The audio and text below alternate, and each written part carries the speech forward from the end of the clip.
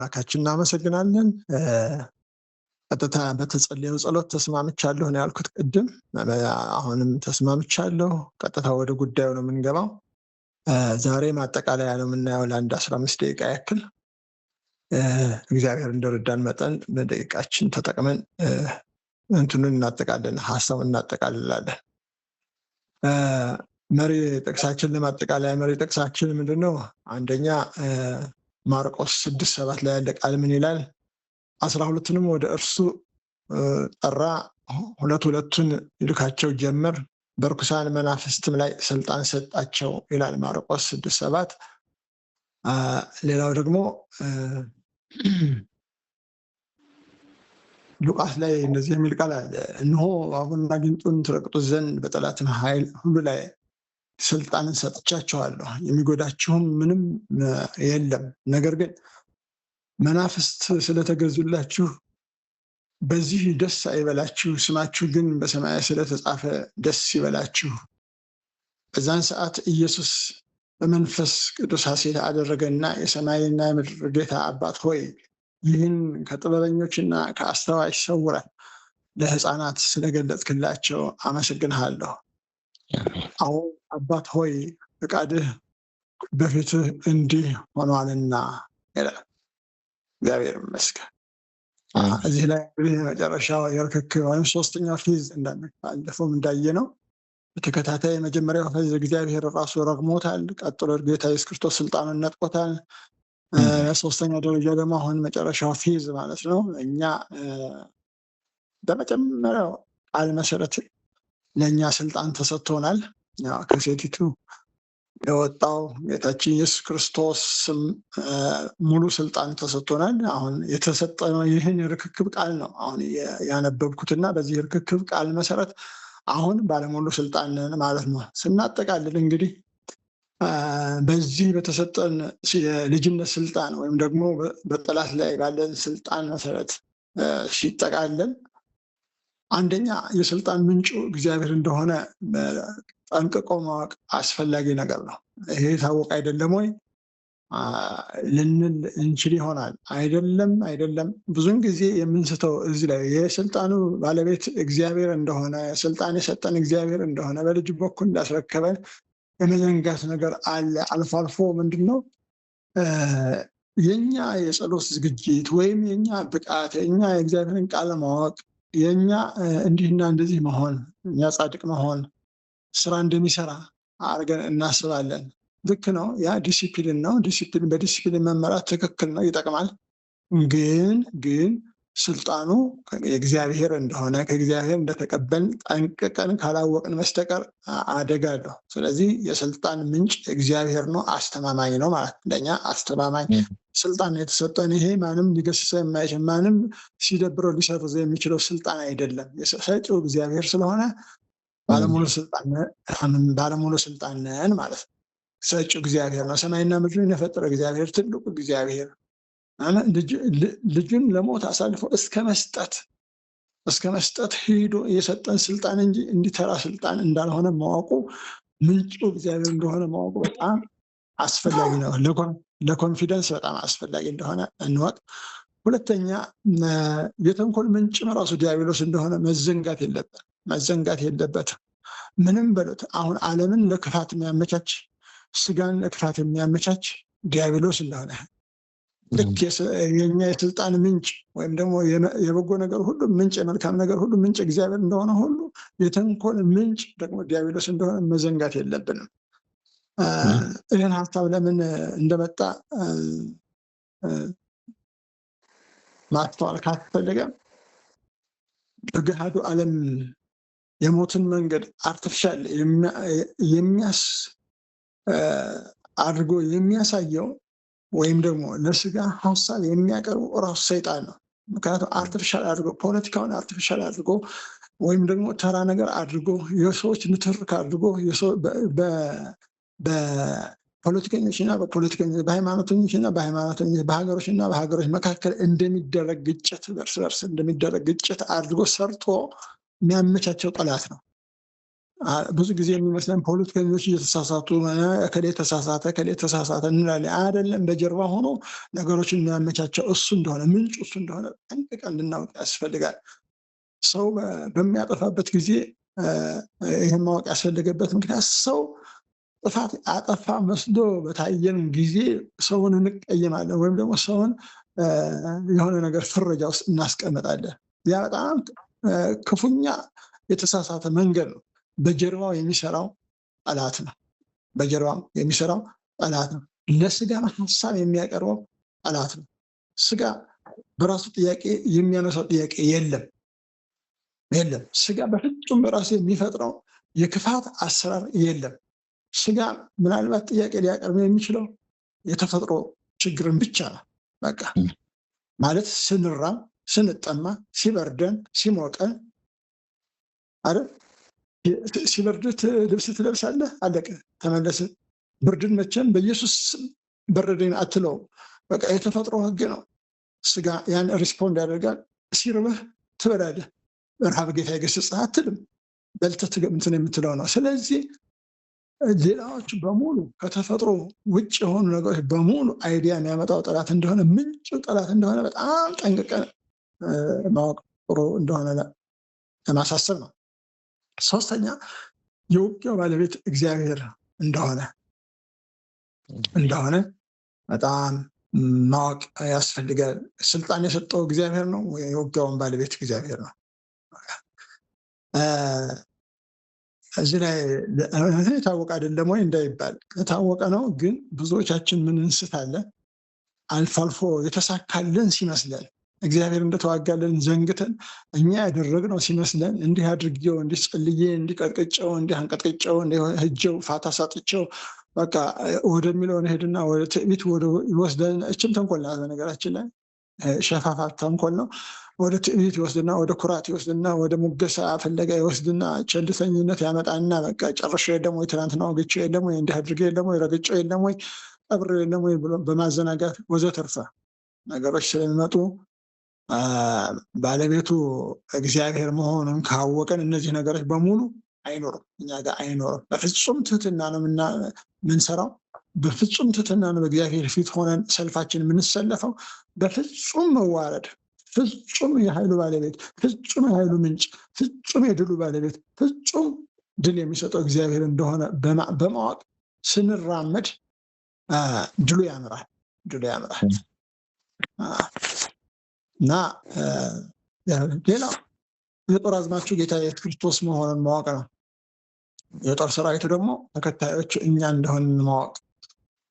የጦር መሳሪያው ቃሉ፣ የጦር መሳሪያ የጌታ ኢየሱስ ክርስቶስ ከፍ ያለው ስም እንደሆነ፣ የጌታ ስም የማይስት አነጣጥሮ የሚመታ ከስከድ ሚሳኤል ይልቅ የሚበልጥ የድል ባለቤት እርሱ ስሙ እንደሆነ፣ ጌታ ኢየሱስ እንደሆነ፣ የጦር አዝማቹ እሱ እንደሆነ ማወቅ በየዕለቱ ማወቅ ጥሩ ነው። እዚህ ይሄ የተፈለገበት ምክንያት ምንድን ነው? ብቻችን የምንዘምት ወይም ደግሞ በእውቀታችን በምናውቀው እውቀት ብቻ የምንዋጋ አርገን አስበን ከተንቀሳቀስ ጠላት ሰበር ነገር ያስገባብናል። በጣም ጥንቃቄ ይፈልጋል። ምንጊዜም ጌታ ኢየሱስ ክርስቶስን ከፊት አስቀድመን ወይም እግዚአብሔርን አስቀድመን መንፈስ ቅዱስን አስቀድመን እንደምንጸልይ ማሰብ ጥሩ ነው። ለአፍታም ያለሱ እየዘመት እንዳልሆነ ለአፍታም፣ ምክንያቱም የምታደርጉትን ሁሉ በስም ያድርጉት ነው ያለው እና የምናደርገውን ሁሉ በጌታ በኢየሱስ ክርስቶስ ስም ነው የምናደርገው። አዝማችሁ እሱ ነው። ሌላ ከዚህ ውጭ እኛ እውቀታችንም አይደለም፣ ጥበባችንም አይደለም፣ መቆየታችንም አይደለም፣ 20-30 ዓመት ማምለካችንም አይደለም። ዛሬ ነው። ዛሬ አዝማችሁ ኢየሱስ ነው። ይህን ጠንቅቆ ማወቅ ጥሩ ነው።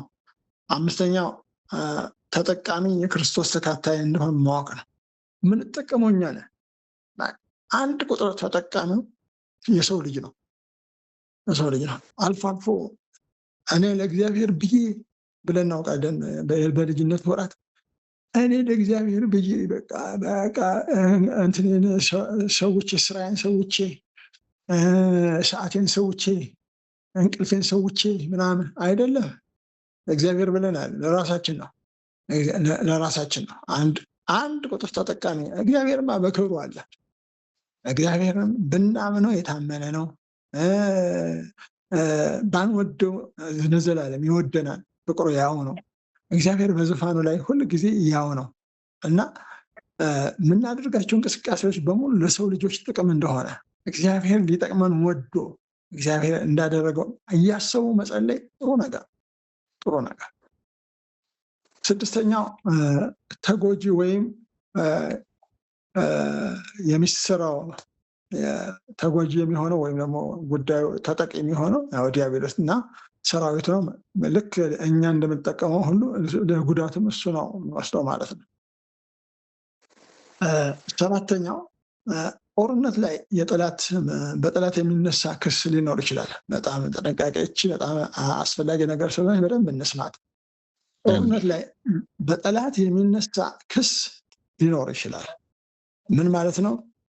ለማደናቀፍ ይሞክራል። ዝም ብሎ ጦርነት ላይ ሁለትዮሽ ነው። ጦርነት ሲባል ሁለትዮሽ ነው። እኛ ብቻ አይደለም የምንተኩሰው። እሱ ዝም ብሎ ቆሞም እንዲሁም እንትን ሚል እንዳይመስላችሁ፣ እሱም ይተኩሳል። ነገራችን ላይ ምንድን ነው የሚለው? ለምሳሌ አንድ ናሙና ላንሳ።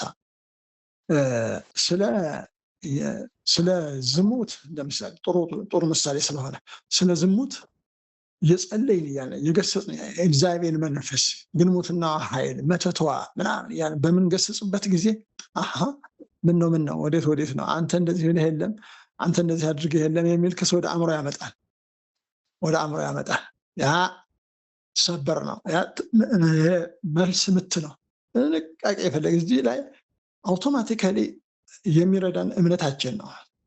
እናሳ ምን ላድርግህ ነው መልስ የሚሆነው። እና ምን ላድርግህ? የጌታ ኢየሱስ ክርስቶስ ሞቶልኛል፣ ደሙ ፈሶልኛል፣ ይቅር ብሎኛል፣ ደህንነት አግኝቻለሁ፣ አልቆልኛል፣ ተደምደሙ፣ ፋይል ተዘግቷል ብሎ እዛው ላይ አይዲያውን መምታት ያስፈልጋል። እሱ ጋር ሙግት አያስፈልግም። አውቶማቲካሊ እዛ መመለስ ያስፈልጋል። እና በውጊያው በጦርነቱ ወቅት ጠላት የሚያነሳቸው ነገሮች በጣም ጥንቃቄ የሚፈልጉ እንደሆኑ ተራ ሙግት ውስጥ እንዳንገባ ጥንቃቄ እንዲደረግ ነው። በጎንዮሽ የሚመጡ ነገሮች አሉ፣ በውጊያ ሰዓት የሚመጡ ነገሮች አሉ እና በዛ ላይ ጥንቃቄ አድርገን እንድንዋጋ ያስፈልጋል። ለጦርነት ትልቁ መሳሪያ ላይ እንደተገለጸው ቃሉ ነው። እውነት ነው። እምነታችን ደግሞ በጣም ወሳኝ እንደሆነም ማመን ነው። ለውጊያ ድል የማግኘት ምክንያት እምነት ወሳኝ ቦታ ስላለው ማመን እጅግ አስፈላጊ ነገር ነው። ተጠራጥረን አይደለም፣ ወይም ደግሞ በደመ ነፍስ አይደለም። እኛ የምንዋጋው አምነን ዳይሬክትሊ አነጣጥረን ነው የምንተኩሰው። እዚህ ላይ አንድ ነገር በጨምር ደስ ይለኛል። እግዚአብሔር አይለመድም አይደል? እግዚአብሔር ሁል ጊዜ አዲስ ነው። ማለዳ አዲስ ነው። እግዚአብሔር ሁል ጊዜ አይለመድም። እውነት ነው። እንደ ትናንትና እንደ ጸለይ ነው አለ። በልምድ አይደለም የምንጸልየው። በእግዚአብሔር ፊት የምንቀርበው በልምድ አይደለም። ጠላትንም የምንቃወሙ በልምድ አይደለም። ትናንትናን አስበን በቃ ትናንትና እንዲህ አድርገናል፣ ጨርሰናል፣ ደምድመናል፣ ቀጥቅጠነዋል፣ የትም አይደርስም ብለን ዘንገትንም አይደለም። ልክ እግዚአብሔር ሁል ጊዜ እንደማይለመድ አዲስ እንደሆነ ሁሉ ጠላትም አይለመድም። ደግመዋለሁ፣ ጠላት አይለመድም። ትናንትና እንደዚህ አይነት ቆንጆ ጊዜ ነበር፣ ዲያብሎስ መድረሻ አሳጣ ነው፣ ቆንጆ ጊዜ ነበረን፣ በቃ ሰማይ ምድሩን አጸዳ ነው ብለን ዛሬ ላይ በትናንትና መፎከስ አይቻልም። ዛሬ አዲስ ነው። ጠላት ሁል ጊዜ 24 ሰዓት የሚዞር ጠላት ነው። ስለዚህ እሱንም አንለምደውም። እዚህ ላይ ጠላት ሊያስለምድ የሚፈልግበት መንገድ ትዝ ሊላችሁ ይችላል። በምናገርበት ጊዜ ትዝ ሊላችሁ ይችላል። አሁን ዲያብሎስን ስንቃወም ዲያብሎስ ወይም ደግሞ ዘንዶ ወገብህን ወጋው፣ ዘንዶ ጭንቅላትን ቀጠቀጥኩ፣ እባብ ጭንቅላትን ቀጠቀጥኩ፣ ወገብህን ወጋው እያልን እንጸልያለን ሁልጊዜ። ምንድን ነው ሁልጊዜ ዲያብሎስ ወገብህን ወጋው እባብ ቀጠቀጥኩ ሁልጊዜ ቀጠቀጥ እና ምን እንበል? ለዲያብሎስ ሌላ ምን ስም ይሰጠዋል? ወይስ ሌላ ምን ነው? የትናንትናው ዲያብሎስ ዛሬ ሌላ ነው ወይስ የትናንትናው ዲያብሎስ ዛሬ ሌላ መልክ ይዞ ይመጣል? ያው ነው። ዲያብሎስ ያው ነው፣ አይለመድም። ትናንትና ያልነው ባልነው ቃል አይደለም። አሁን ዲያብሎስን የምንዋጋው ዛሬ ላይ ነው። ዛሬ ላይ ቆመን ነው። ዲያብሎስ እንደ አዲስ ነው፣ እንደ አዲስ መልክ፣ እንደ አዲስ መንፈስ ቅዱስ በሚሰጠን ቃል መሰረት ሁሉ ጊዜ መንፈስ ቅዱስ እንዴት እንድንጸልይ ስለሚያሳየን በዛ በሚመጣልን መንፈስ መሰረት እንደ አዲስ ነው እንጂ የምንነሳ አንለምደውም። አንሰለቸውም፣ አንሰለቸውም፣ አንለቀውም። ያው ነው። ምንድነው የሚለው የእግዚአብሔር ቃል? ምንድነው? ቀኖቹ ክፉዎች ናቸውና ዘመኑን ዋጁ ነው የሚለው የእግዚአብሔር ቃል አለ። ቀኖቹ ክፉዎች ናቸውና ዘመኑን ዋጁ ነው የሚለው። ማለት ምን ማለት ነው? በየቀኑ የሚመደብ ክፉ አለ ማለት ነው። እና በየቀኑ ቀን ላይ የምንዋጃት እቺ ቀን ለሚቀጥለው ዘመን ወሳኝ ናት። ሽግግር ነው። ይሄ ቀን አዲስ ቀን ነው። ከአሁን በፊት አልነበረም፣ ከአሁን በኋላ አይቀጥልም። እቺ ሰዓት ከአሁን በፊት አልነበረችም፣ ከአሁን በኋላ አትቀጥልም። እቺ ሰዓት ናት እድላችን፣ ሌላ አይደለም። የትናንትናው አልፏል፣ ለምስጋና ነው። የወደፊቱ አያገባንም፣ ሲመጣ የምናየው ነው። እግዚአብሔር በሚመራን መንገድ የምንሄደው። ዛሬ ግን ወሳኝ ናት። ስለዚህ ዛሬ አዲስ ቀን ስለሆነች ጌታችንንም እግዚአብሔርንም እንደ አዲስ፣ ምክንያቱም ሁሉ ጊዜ አዲስ ስለሆነ ጠላታችንም እንደ አዲስ ትኩስ ጠላት እንደሆነ አድርገን ነው ምንዋጋው። በቃ የለመድነው የጣልነው ምናምን ብለን እንዳንዘናጋ ስለፈለኩ ነው እዚህ ላይ ኤንፋሲስ ለመስጠት የፈለኩት።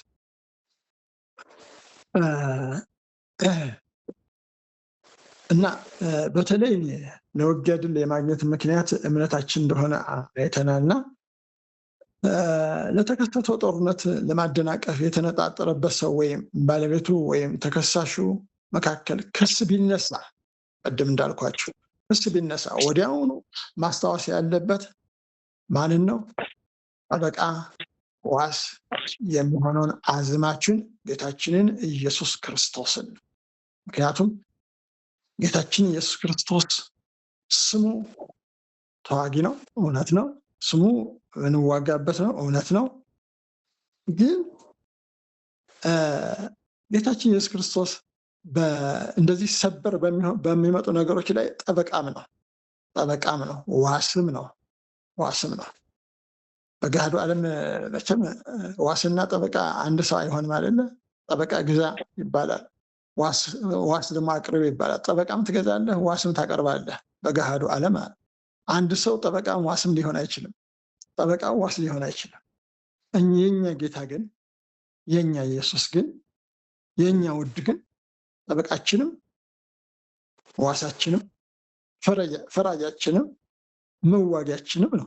ሁሉም ነው ጌታ ኢየሱስ ክርስቶስ። እና እንደዚህ ሰበር የሆኑ ነገር፣ ጸሎትን የሚረብሹ ነገር በሚመጡበት ጊዜ፣ አይዲያ በሚረጭበት ጊዜ ይሄን ማስታወስ በጣም ቁልፍ ነገር እንደሆነ ጥሎ ለማለት ፈልጌ ነው። ጌታ ኢየሱስ ግን ያው ጠበቃም ነው፣ ዋስም ነው። እሱ አደረገው። እንግዲህ በገሃዱ ዓለም የማይሆንን ጌታ ኢየሱስ ክርስቶስም ሁሉም ሆነልን ማለት ሆነልን። መሞቱ ብቻ አይደለም፣ አሁንም ሆነልን። እነዚህ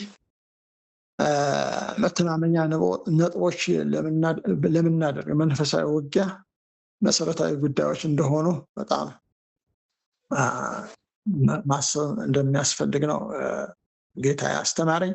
እንግዲህ እነዚህን ሃይላይት ወይም ደግሞ እነዚህን አውትላይኖች ወስዳችሁ እግዚአብሔር በረዳን መጠን እኔም ወስጀው እግዚአብሔር በረዳን መጠን ዲቴይል ደግሞ መንፈስ ቅዱስ ባስረዳን መጠን ዲቴይል እያየን ብንሄድ የጠላትን ስራ እያየን እየናቅነው፣ ግን በውጊያው ሰዓት ደግሞ እየተናነቅን እንኖራለን ማለት ነው። ስለዚህ የድሉ ባለቤት ዘመናችንን ይመራዋል። አሁን በድል ነው የሚመራው። እኛ ባለፉት ቀናትም እንደተናገርኩት ተፈሪዎች እንጂ ፈሪዎች አይደለንም። እኛ ተፈሪዎች እንጂ ፈሪዎች አይደለንም። እሱ ይፍራን እንጂ እኛ አንፈራውም። እኛ ሰማይና ምድርን የፈጠረ እግዚአብሔር አለን። ጠበቃችን ኢየሱስ ክርስቶስ አለን። መንፈስ ቅዱስ ከጎናችን አለ። ያግዘናል። ቃሉ አለ፣ የወንድሞች ህብረት አለ፣ ወንድም አለን፣ እህት አለን፣ አባት አለን፣ ወዳጅ አለን እና የንጉሥ ልጅ ሆነን እንዴት ነው የምንፈራው ብለናል እኮ ባለፈው። ቤተ መንግስት ውስጥ ያለ የንጉሥ ልጅ መቼም ኪስ አውላቂ መጥቶ ኪስ ያወልቃል ብሎ አይጠረጥርም። ስለዚህ ጦርነታችን ቀጣይ ነው። እስከ መጨረሻ ጊዜ ድረስ እኛ በህይወት እስካለን እስከምንሄድን እስከምንሰበሰብ ወይም ደግሞ ጌታ መጥቶ እስከሚሰበስብን ድረስ የሚቀጥል ጦርነት ነው። ጦርነቱ በአንድም በሌላም ይገለጣል። በአእምሯችን በምንሄድበት ሁሉ ላይ ስናሰላስል፣ ስለ ጌታ ሀሳብ ስናሰላስል፣ እግዚአብሔርን ስናመሰግን ራሱ የጦርነት ስታይል ነው። እግዚአብሔርን ስናመሰግን ጠላት ይመታል፣ አይወድም። ችግራችንን እግዚአብሔር አቅርበን ንስሐ ስንገባ ጠላት አይወድም። ይህም ራሱ የጦርነት አይነት ነው። አሁን ሰሞኑን በተነጋገርነው መሰረት ደግሞ ቀጥታ ጦርነትም አለ። በአንድም በሌላም ጠላትን ማበሳጨትና ጠላትን ጥግ ማስያዝ የእኛ ሙሉ ስልጣን አለንና አንፈራውም። ከአሸናፊዎች ሁሉ የሚበልጠው የናዝሬቱ ኢየሱስ ከኛ ጋር ስለሆነ፣ ከኛ ጋር ያለው ኃይለኛ ስለሆነ፣ ድል የነሳው የናዝሬቱ ኢየሱስ ዛሬም ድል እየነሳ ስለሆነ፣ ድል ነሺው አምላካችን ዛሬም ከፊት ለፊታችን ስለሆነ፣ እኛን የያዘን እግዚአብሔር ስለሆነ አንፈራውም። እሱ ግን ይፈራናል። እንደሚፈራን አንድ ምልክት ነግሬ ጨርሳለሁ። እንደሚፈራን የሆነ ሰው ከኛ ጋር ግንኙነት ኖሮት ወይም ደግሞ እኛ ጸልየንለት ወይም ደግሞ ጌታን አውቆ በክፉ ጋር ኪዳን ገብቶ ወደሚሰሩ ሰዎች ወይ ጠንቋይ፣ ሞራ ገላጭ፣ ደብተራ ምናምን የሚባል ቦታ ጠንቋይ ወዘት ዛር ወዳለበት አካባቢ ቢሄድ አውቶማቲካሊ ያውቀዋል። አስወጣልኝ ነው፣ አስወጣልኝ፣ ተረበሽኩ ነው። እዚህ ማን ያልሆነ ሰው ገብቷል፣ የኛ ያልሆነ ገብቷል፣ አስወጣ፣ ያውቃል። ጠንቅቆ ነው፣ ይፈራል። እንኳንስ ስሙን በስልጣን ይዘን አይደለም ስሙ ተጠርቶብን ራሱ የተነካካ ነው። ወደዚያ በሉልኝ ነው የሚለውና ሰይጣን ይፍራን እንጂ እኛ አንፈራውም ነው። ፍጹም አንፈራውም። ዘማሪው ምን ብሎ ጠላት ያሻውን ቢያወራ አልሰማውም እንኳን ስንፈራ ብሏል ዘማሪው። እና ያሻውን ሊያወራ ይችላል፣ እንደፈለገ መለፍለፍ ስራው ስለሆነ ያሻውን መስራት ይችላል። ያው በራሳቸው ፈቃድ የሚጋብዙ ሰዎች ስላሉ ያሻው መሆን ይችላል። እኛን ግን እንዳሻ መሆን አይችልም። እኛን እንዳሻን እሱ ላይ እርምጃ የምንወስደው ጌታ ይረዳናል፣ በድል ይመራናል። በዚህ መሰረት ጌታ በረዳን መሰረት ወደ ዲቴል እናጥና። የእግዚአብሔር ቃል ብዙ ያስተምረናል። ይህ ሃይላይት ነው። ጌታ ይባርካችሁ ስላደመጣችሁ፣ አንዳንዶቻችሁ ደግሞ ስላበረታታችሁኝ በእውነት በጣም ደስ ብሎኛል። እኔ በበረከት አልሽኮርምም። አንዳንድ ጊዜ ሰዎች ሲባረኩ ክብሩን ጌታ ይውሰድ፣ ጌታማ እንደከበረ ነው፣ ምንም ማንም አይነካውም። በረከትን ዝም ብለህ ተቀበል። እግዚአብሔር ሰዎች ሲባርኩ አሜን ብለህ እፈስ፣ ቀጥታ ተቀበል፣ አሜን በል። ክብሩ ለጌታ ይሁን። ጌታ እንደከበረ ነው፣ አትጠራጠሩ፣ አትሽኮርመሙ። እኔ አልሽኮርምም፣ ስትባርኩ ደስ ነው የሚለኝና ጌታ ይባርካችሁ።